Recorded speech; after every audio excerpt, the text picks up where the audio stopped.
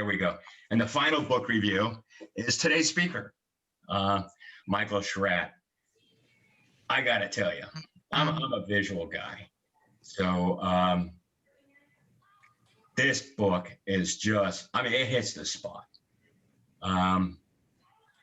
Just briefly what it says here, a fully illustrated book details 20 historical UFO cases, which were secured from multiple research centers around the United States and had never been seen before. In addition, the publication also highlights multiple UFO encounters, many of with beings reported.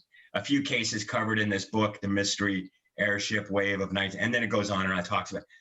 I gotta tell you, knowing the stories and then seeing the illustrations that Michael has put together, it's just amazing. And I've got one special note on this. His book it's not in hard copy, it's in Kindle. But if you don't have a Kindle reader, which I don't have, you can go on Amazon and for free, you can download a Kindle converter and read the book on your laptop. That's what I did.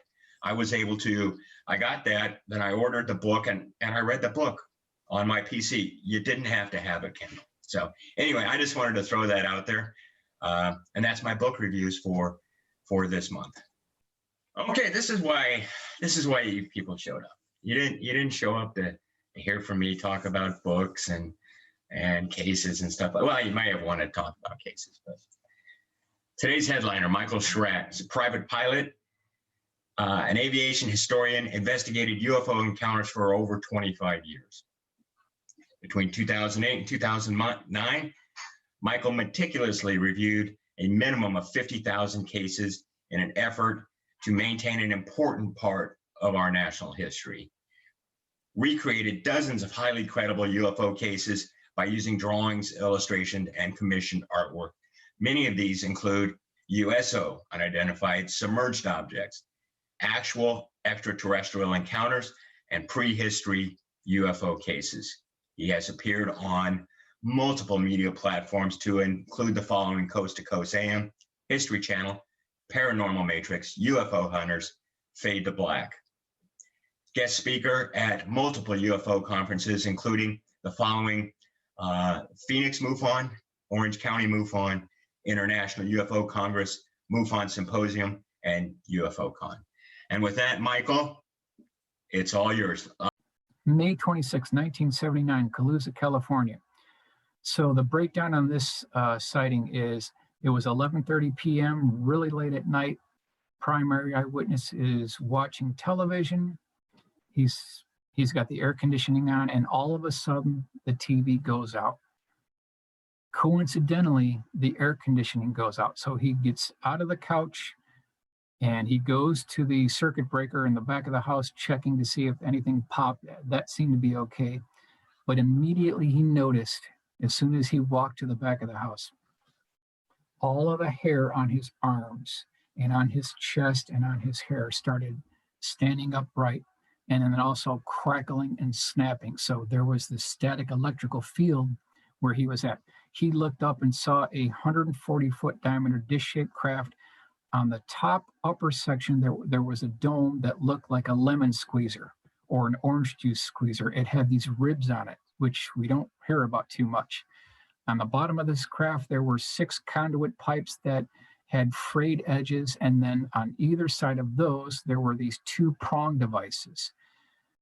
Now, off to the left, he noticed 2 smaller craft that were half the diameter of the large one, and they were sucking power off the 500,000 volt power lines, causing them to become cherry red. So right there, it's a CE2 case because it had physical effects. Now, while all this is going on, this is about a 2-minute sighting here, these conduit pipes retracted into the bottom of the craft. At that time, simultaneously, these hook devices retracted 90% into the bottom of the craft, and then a door opened on either side of the outer circumference of the craft, and these gooseneck lights popped out, shining lights below. So that was kind of the first scene. At that point, the primary witness really started to panic. So he went back inside. Here you can see a drawing of what this craft actually looks like. You can see the rib dome here. You can see these conduit pipes and the frayed edges and these claw-like devices as well. So he goes into his house. He wakes up his wife. He wakes up his two children. They go to the back room. They open up the window. They pull the blinds across, and they can see that large craft flanked on either side by the two smaller craft. They're also pulling power off the 500,000 volt power lines. And then, ladies and gentlemen, something very interesting happened.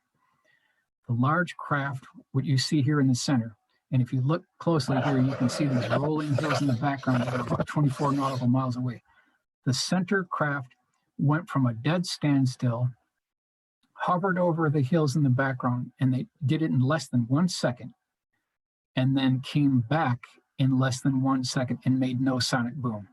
This is like mid to late 1970s that this is going on, and they're breaking the sonic sound barrier with no sonic boom. So someone figured out how to suppress their sonic boom signature a long, long time ago. It's a done deal. They already figured it out. At this point, he said, you know what, I'm done. So he piles his family, his wife, his two kids into the pickup truck. They go 90 miles an hour down the road trying to get away from this thing. The large 140-foot diameter dish-shaped craft follows the truck, goes off to the right side of the cab, over to the left, then back again to the right side. They finally get to the neighbor's house. They screech the brakes. They jump out of the car. They slam the door, start knocking on the neighbor's door. Neighbors come out. So you've got the 4 eyewitnesses plus 2 of the neighbors saw the just tail end of this large 140-foot diameter dish-shaped craft leave the area. So there were 6 eyewitnesses that actually saw this. And there was electromagnetic effects around the whole town area there, flickering lights. So absolutely a solid CE2 case.